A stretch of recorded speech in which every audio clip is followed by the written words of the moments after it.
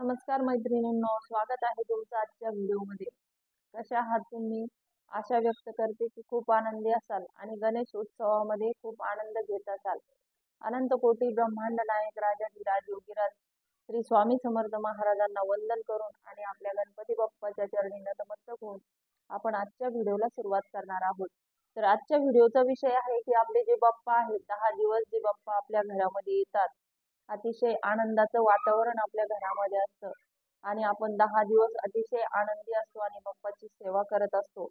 तर या बाप्पाच्या 10 दिवसामध्ये करायच्या काही ज्या सेवा आहेत, काही जे उपाय आहेत, ते मी आपणासाठी आज घेऊन आले आहेत.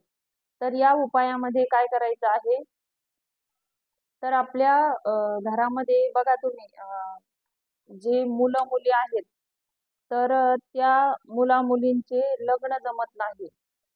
मग लग्न जमण्यासाठी काय करायचं आहे, तर तो उपाय मी आपणासाठी सांगणार आहे. तर आपल्या घरामध्ये जर उपवर मुलगी म्हणा किंवा मुलगा म्हणा जर असेल, तर आपण काय करायचं आहे की त्यांच्यासाठी एक वाटीभर तांदूळ घ्यायचे आहे आणि वाटीभर तांदूळ घेतल्यानंतर हे तांदूळ आपल्याला पिवळे करायचे आहे आणि आपण जसे अक्षदा रंगवतो तसं आपल्याला हळदीने हे तांदूळ पिवळे करायचे आहे आणि ते पिवळे तांदूळ आपल्याला फॅन खाली म्हणजे सावलीतच सुकवायचे आहे. सुकल्यानंतर काय करायचे आहे, हा जो उपाय आहे याने काय होईल, तर आपला जो मुलगा आहे ज्याचं लग्न जमत नाही, त्या मुलाला योग्य अशी पत्नी मिळेल, म्हणजे योग्य मुलीचं स्थळ चालून येईल आणि जर मुलगी असेल तर तिच्यासाठी सुयोग्य वर असा मिळेल.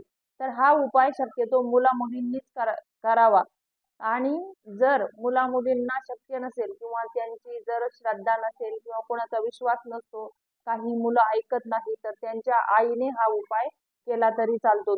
इतर कोणीही हा उपाय करू नये. तर वाटीमध्ये जे तांदूळ घेतले आपण ते पिवळे करून फॅन खाली सावलीतच आपल्याला सुकवायचे आहे. आता सुकल्यानंतर आपल्याला काय करायचं आहे, हे जे अक्षदा आपण बनवल्या, या अक्षदा आपल्याला 11 गणपतींना अर्पण करायचे आहे. आता 11 गणपती आपल्या गल्लीमध्ये म्हणा, आपल्या कॉलनीमध्ये किंवा आपल्या गावामध्ये 11 गणपती सहज मिळतात. प्रत्येकाच्या देवघरामध्ये गणेशाची मूर्ती असते. परंतु काय होतं की आपण त्या घरी गेल्यानंतर काय करायचं, कसं करायचं, कशासाठी करायचं, अनेक प्रश्न आपल्याला विचारले जातात. मग त्यामुळे काय होतं, तर ही गोष्ट आपल्याला कुणालाही सांगायची नाही. म्हणून काय करायचं आहे, गणेश उत्सवामध्ये वेगवेगळे मंडळ आहेत, त्या मंडळाच्या प्रत्येक गणपतीला आपण अक्षदा अर्पण केल्या तरी चालतील.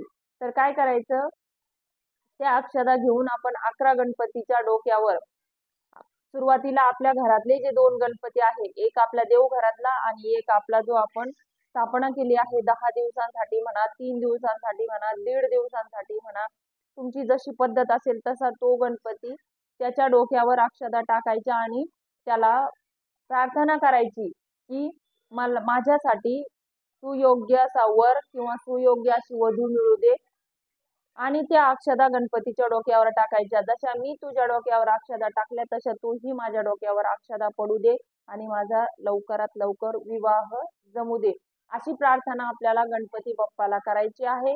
आणि आपल्याला 11 गणपती म्हणजे 11 मंडळाचे गणपती, जर तुम्हाला शक्य असेल तर 11 घरातले गणपती केले तरीही चालेल, परंतु आपली इच्छा आपल्याला कुणाला सांगायची नाही.